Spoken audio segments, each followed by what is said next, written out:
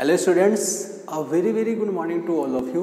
Today we have to study about the application of differential equation, in which our first point is population growth and growth of bacteria. And we have given a question number 1 taken from exercise number 6.6 from our 6th chapter, that is a differential equation. So let us solve question number 1, which is given as in a certain culture of bacteria. In a certain culture of bacteria, the rate of increase is proportional to the number present. Means if X is the number of bacteria present at time t.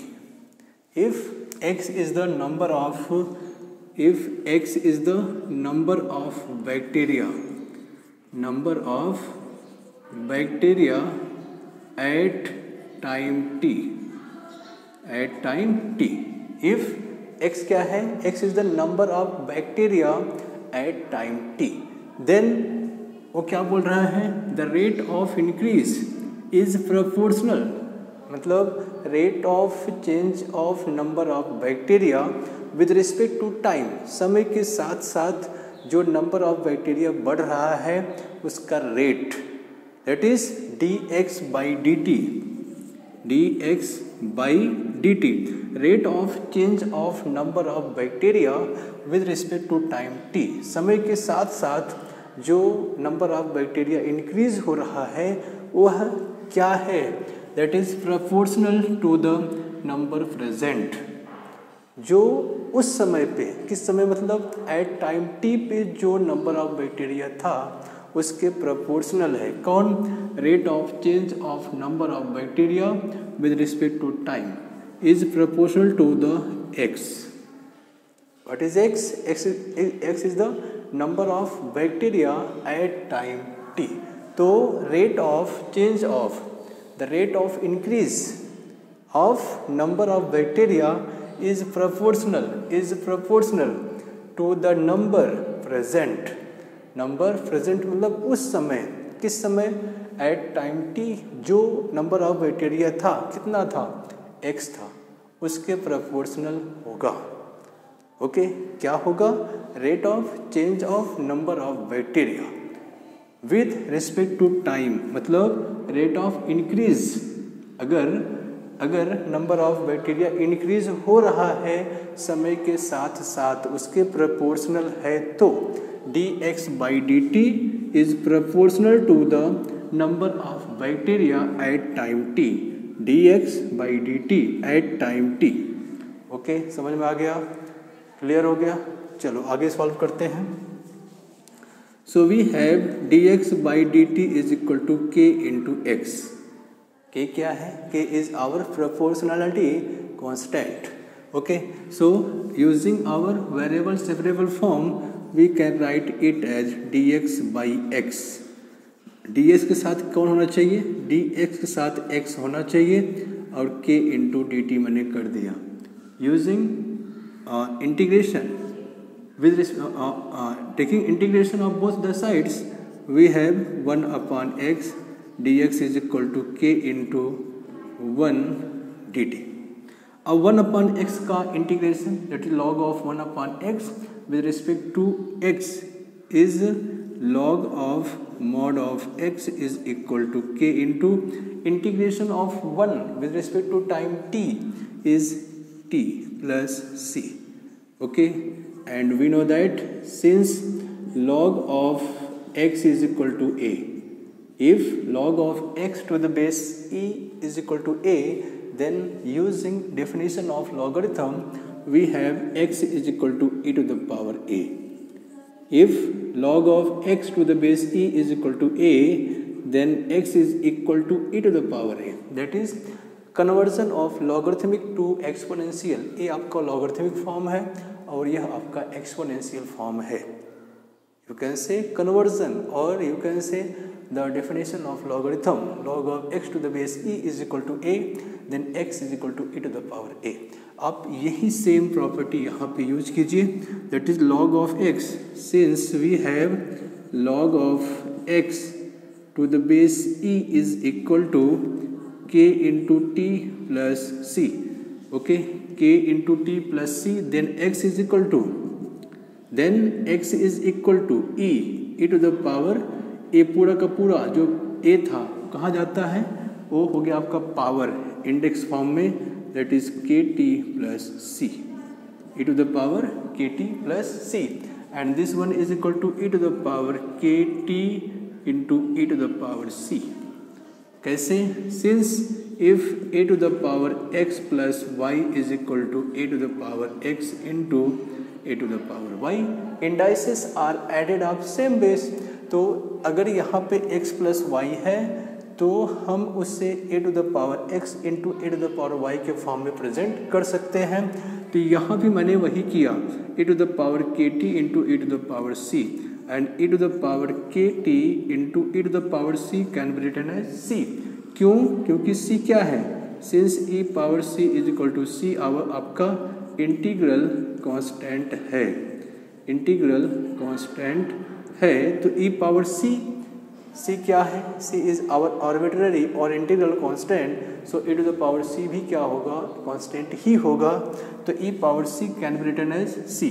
So x is equal to e to the power के T, और you can write it as x is equal to c into e to the power के T.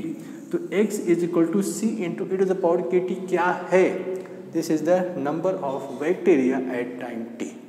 Equation for number of bacteria at time t is given as c into e to the power kt. Okay, तो ये रहा हमारा कुछ explanation about the growth of bacteria. So let us find the solution of this question number 1 after discussion of it. इसको थोड़ा copy कर लीजिए, फिर हम लोग आगे बढ़ते हैं. ये मान लीजिए इक्वेशन नंबर ए हो गया, इसको इक्वेशन नंबर ए दे दीजिए. ओके, थोड़ा सा लिखिए, उसके बाद हम लोग आगे बढ़ते हैं.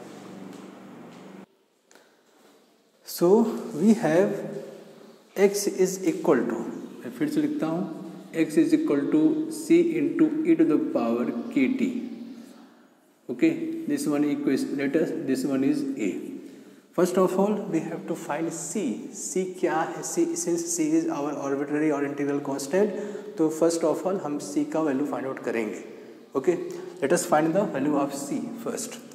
देखिए, initially at t is equal to 0, t is equal to 0 पे लेट नंबर ऑफ बैक्टीरिया मान लीजिए कितना है, वो x0 है.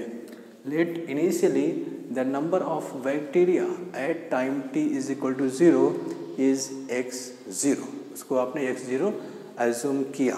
Okay, so let us substitute this to changing in equation number A.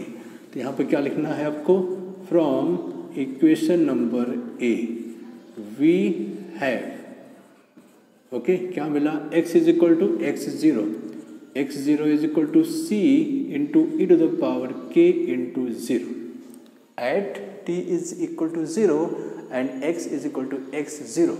x को क्या लिखना है, x0 लिखना है c e to the power k into 0, that is c into e to the power 0 and c into 1. e power 0 is 1, so we have x0 is equal to c, x0 is equal to c. So from equation number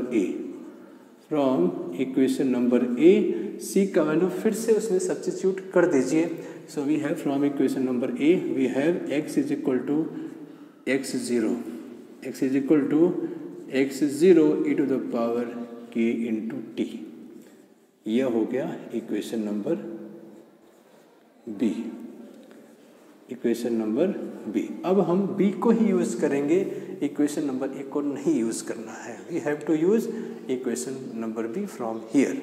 कैसे? अब question में condition क्या है, from the given condition in question the rate, यहाँ पे if it is found that the number doubles, number क्या हो रहा है, डबल हो रहा है. कब? At t is equal to 4 hours. आपको क्या लिखना है, at t is equal to 4 hours. x क्या हो गया अभी, 2 इंटू x0 हो रहा है. x0 is the number of bacteria initially, मतलब at t is equal to 0 number of bacteria is x0 and after t is equal to 4 वह double हो रहा है, मतलब x0 का ट्वाइस, 2 गुना। So put t is equal to 4 and x is equal to 20 in equation number B. From equation number B, x means 2x0. 2x0 is equal to x0 into e to the power 4k. k तो k ही रहेगा, t का मतलब 4 hours. So x0 get cancelled. We have 2 is equal to e to the power 4k. e to the power 4k ये मान लीजिए equation number C, इसको आप equation number C मान लीजिए। अब हमें क्या करना है, वी हैव टू फाइंड कि कितना गुना हो जाएगा at t is equal to 12 hours the number of bacteria, the number of times of bacteria, मतलब जब 4 आवर्स में 2 टाइम्स हो रहा है तो 12 आवर्स में कितना टाइम्स होगा, how many number of times of bacteria at t is equal to 12 hours.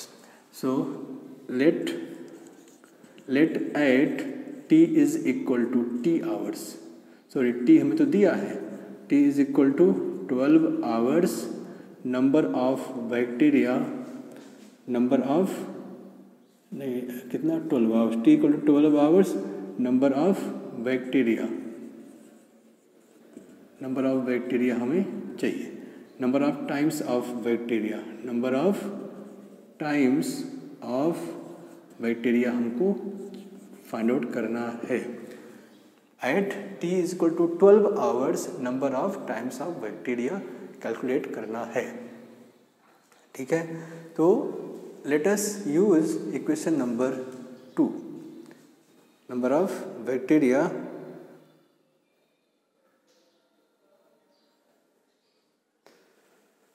correct। so from equation number B, फिर से क्या करना आपको, from equation number B, x तो हमको फाइंड आउट करना है, x means number of times of bacteria after t is equal to 12 hours, x0 into e to the power k into 12,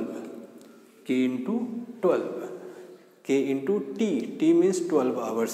So x is equal to x0 into,